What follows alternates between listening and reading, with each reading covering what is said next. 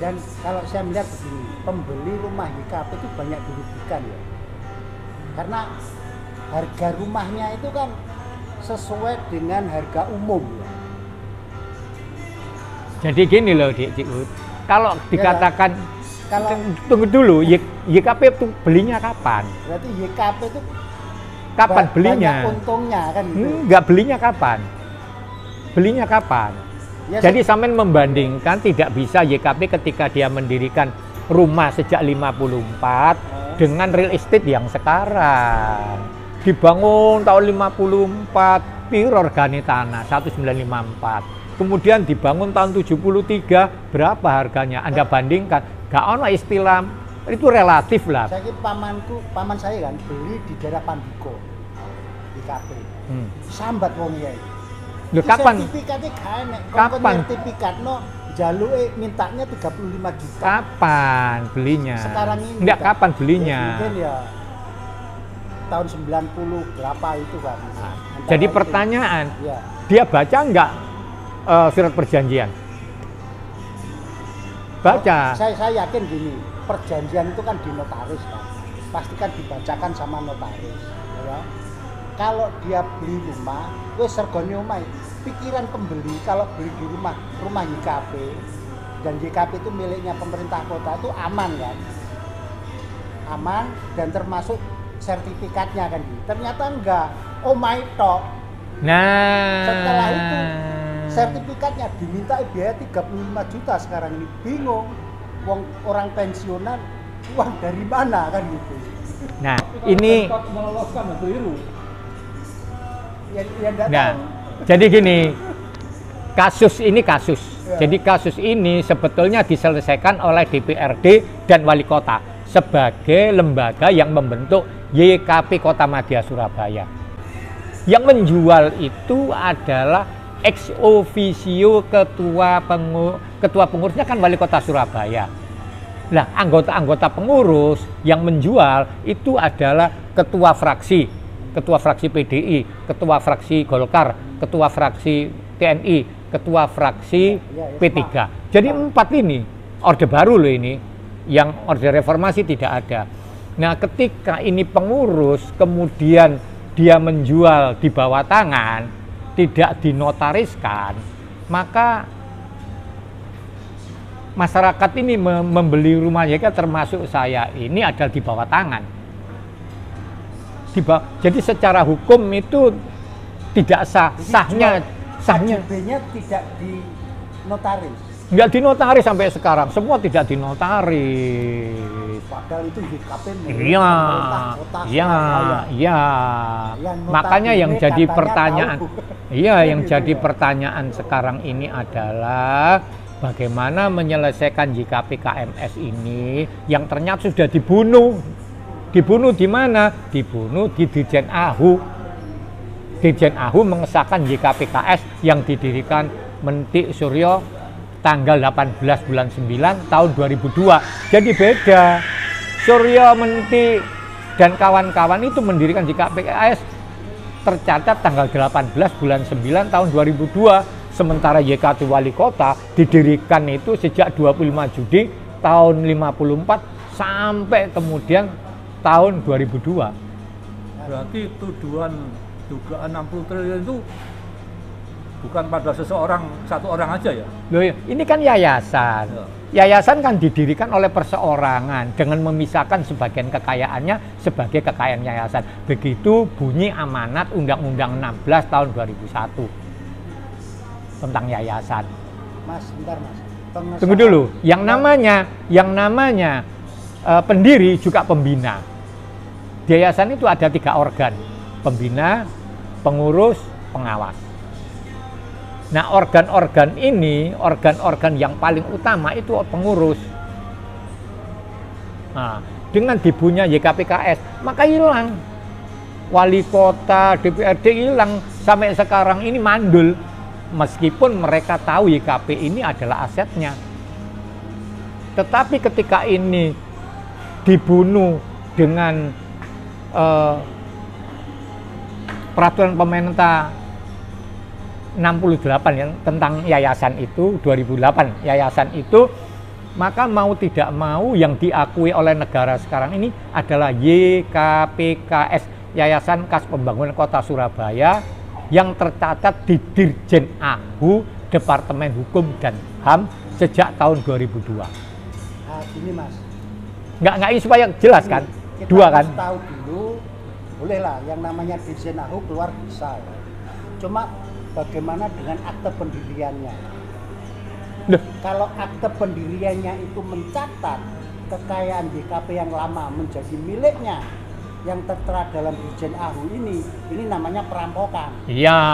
Ya kan? Jadi gini. Kalau ini dibiarkan oleh pemerintah kota, berarti pemerintah kota melakukan pembiaran. Bener, tidak salah itu. Jadi gini, begitu Suryo Haryono mendapatkan mandat dari ketua-ketua fraksi untuk merubah anggaran dasar YKPKMS, ya, akte 8154 dan perubahannya akte 239 1979 menjadi anggaran dasar YKPKS, maka Suryo mencatatkan ke Notaris Untung Darno Suwiryo. Notaris Untung ini yang merubah keseluruhan anggaran dasar YKPKMS sejak 54. Otomatis begitu Notaris Notaris Untung ini mengubah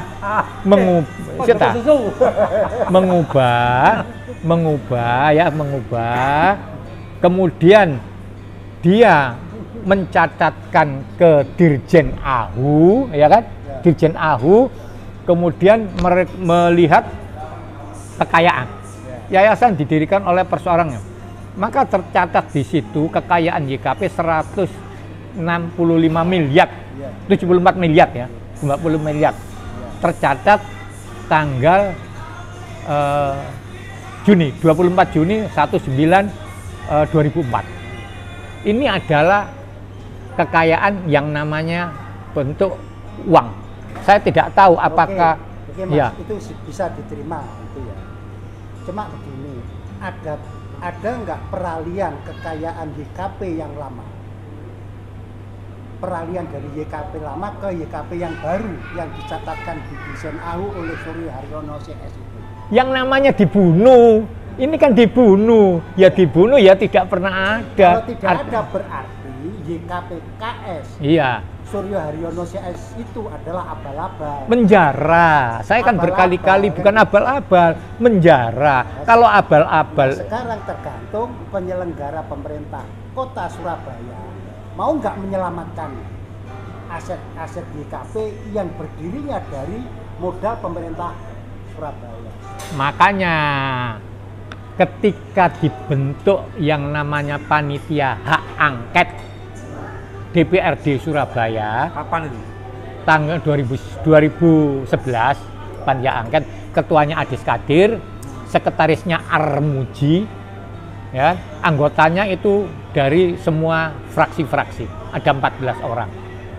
Maka dia merumuskan bahwa pasal 7 Wali Kota Surabaya ya segera menyelesaikan permasalahan YKPKMS ini baik pidana maupun perdata dan membawa persoalan masalah YKP ini ke Komisi Pemberantasan Korupsi.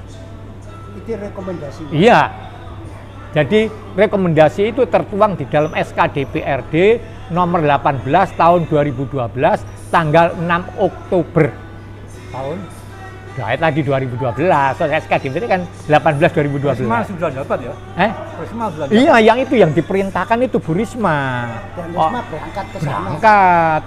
Cuman karena Bu Risma tidak bisa mendalilkan dua alat bukti sebagai bukti permulaan terjadinya perbuatan melawan hukum PMH dan kerugian negara berdasarkan Undang-Undang 20/2001 tentang tindak pidana korupsi, maka KPK yang datang ke sini tidak menemukan apa yang saya dapatkan. Tidak ada. Bu Risma hanya mengatakan tanahnya itu Tetapi yang namanya alat bukti itu kan tidak hanya sekedar ngomong, tetapi ada bentuk-bentuk administratifnya, ada fakta empiriknya, ada saksi-saksinya. Berarti laporan Bu Risma di KPK berhenti? Iya, berhenti. Belum muat berarti. Ya berhenti. Berhenti. Tidak, belum memenuhi unsur-unsur korupsi. Iya. Kan? Nah kira-kira kalau Mas Darmantoko itu kan pernah lapor ke Polda Jatim, gitu? Pernah mendapat surat SP2HP, SP2HP 3 kali. Kira-kira menyusuli laporan itu ke KPK bisa nggak? Berani nggak lagi?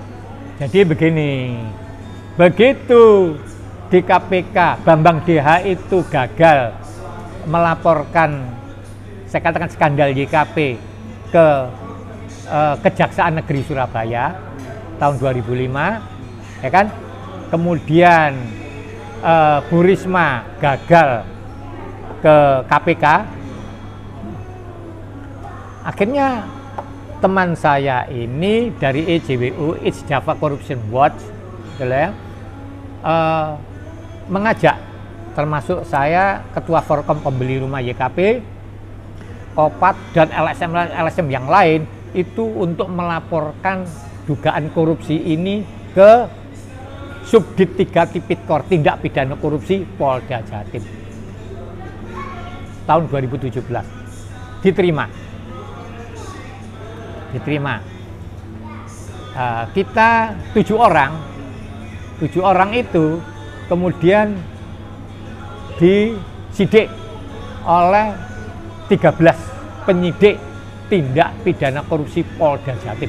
Bayangkan, kita diminta untuk membuktikan 2 alat bukti sebagai bukti permulaan terjadinya korupsi di YKP, mega korupsi YKP. Ya, dia minta PM-nya, teman-teman disuruh keluar, tinggal saya seorang diri. 13 penyidik untuk mendalilkan dan membuktikan. Dan akhirnya nggak main-main ini. Jadi gini.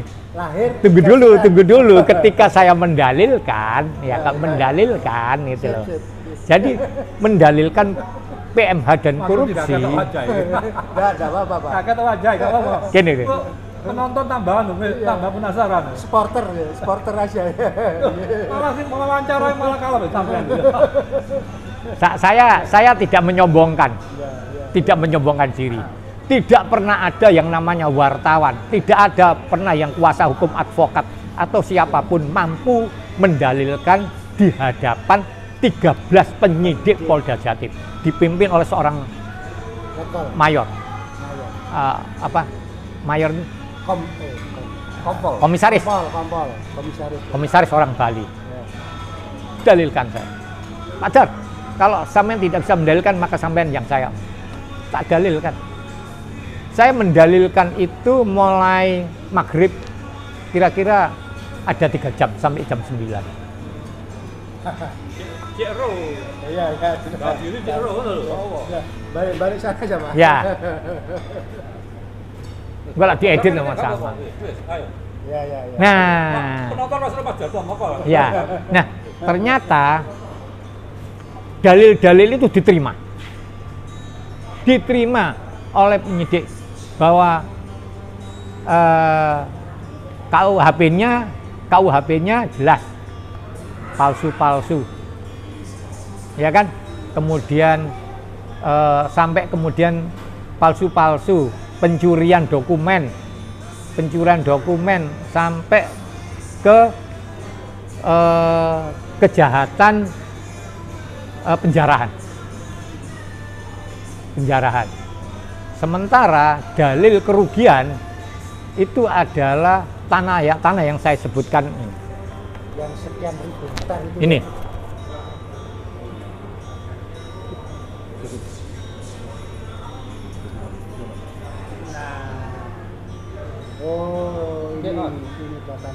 Ini gabungan, ini antara YKP dan realistis yang lain.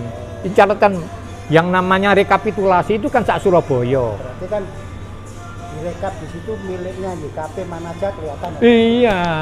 Oke. 4 hal. Ini diberi Pak Beni, sehingga Pak Beni itu mantan kepala Bapeko. Sehingga dia berharap. Berarti Mas Darmontoko setelah tunggu dulu. Setelah saya mendalilkan itu, kemudian selesai, Pak Sugamiran waktu itu sebagai Subdit mengatakan selesai di BAP. Besoknya saya di BAP. Berita acara pemeriksaan 2 perwira. Sebagai pelapor. Iya, pelapor. Berapa jam? Pelapor mulai 8 jam, 9 jam.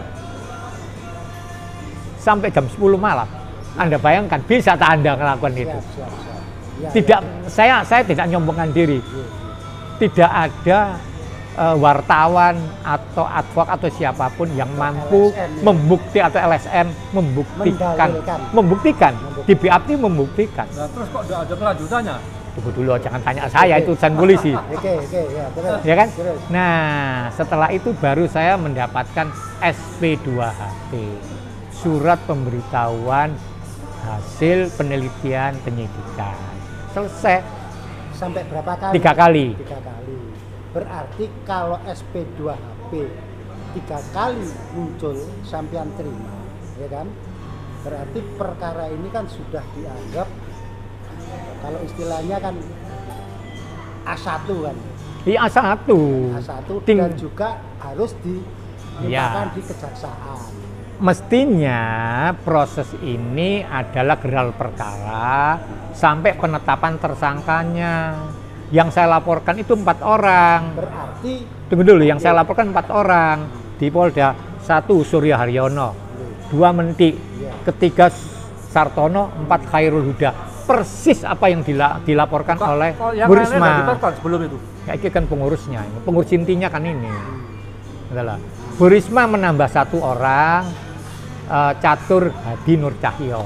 Ketika di kejaksaan, saya melaporkan 4 orang di Polda Jatim, Bu Risma melaporkan 5 orang. Tetapi siapa yang mendalilkan 60 triliun? Saya di depan penyidik. Seandainya saya tidak mendalilkan dan membuktikan, mungkin saya bisa masuk penjara. Saya palsu-palsu. Berarti kan fitnah kan? Fitnah. Bisa 310 gitu. Iya. Wong saya ini 362, 363, 37. Setelah terbit SP2HP 3 kali, itu kelanjutannya sama diberitahu enggak? Saya tidak mau tahu. Yang penting sekarang ini tugas saya selesai. Artinya SP2HP itu ketika saya diminta mendalilkan dan membuktikan, ya selanjutnya terserah polisi mau menghentikan apa tidak. Kan sampean. Iya, saya pelapor kan 7 orang. Maka harus 6 orang itulah yang harus minta supaya SP2HP 3 kali dilanjutkan. Ini percuma sama diperiksa dewa-dewa, ya kan? Akhirnya. Ya nggak apa-apa untuk masyarakat yang menanggapi lah, ya kan? Biarkan. Saya. Mas, mau ya. Soal ini saya minta penegasan ya. Soal KPK tadi, itu endingnya gimana? KPK? Ending terakhir. Saya tidak tahu sing lapor Bu Risma kok, bukannya tanya saya, Kak Iso, Mas.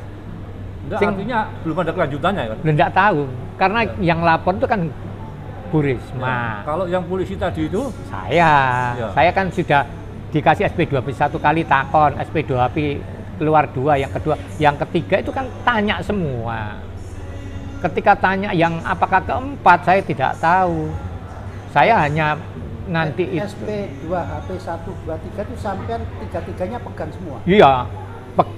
Yang terakhir saya pegang, yang kedua dipegang teman-teman. Enggak. Jadi 1, 2 dipegang teman-teman. Kalau yang ketiga sampean pegang? Saya pegang. Iya, bukan yang dibawa lapor ke mana? Ke KPK itu. Di kejaksaan. Dugaan saya di kejaksaan. Bagaimana kejaksaan tinggi itu bisa menetapkan 3 orang itu sebagai tersangka? Seperti yang saya dalilkan dan saya buktikan di kepolisian. Kalau di Kejaksaan Tinggi atas laporan siapa, Mas? Tri Risma hari ini wali kota Surabaya. Oh, bukan KPK ya, kejaksaan ya? Bukan, Tri Risma. Enggak, maksudnya laporannya ke kejaksaan ya? Kejaksaan. Bu Risma kan gagal tadi melapor kejaksaan, ke KPK kan gagal. Bambang dia gagal. Tidak bisa, lah ketika dia di kejaksaan, saya tidak tahu yang didalilkan dia apa. Terus sampai muncul 3 tersangka. Di 4 tersangka. Itu sudah tersangka 4. Dan itu jalan nggak di Kejaksaan Tinggi? Nggak ngerti, aku nggak. Jadi saya ini kan tidak tahu. Jalan di polisi kan? Iya, cuma polisi tingkat itu sampai penyidikan selesai.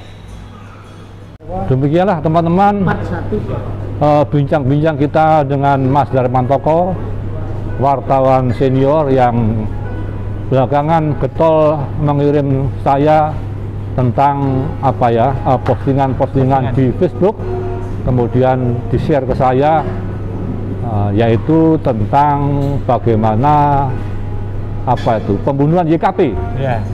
Tadi sudah banyak dijelaskan oleh beliau tentang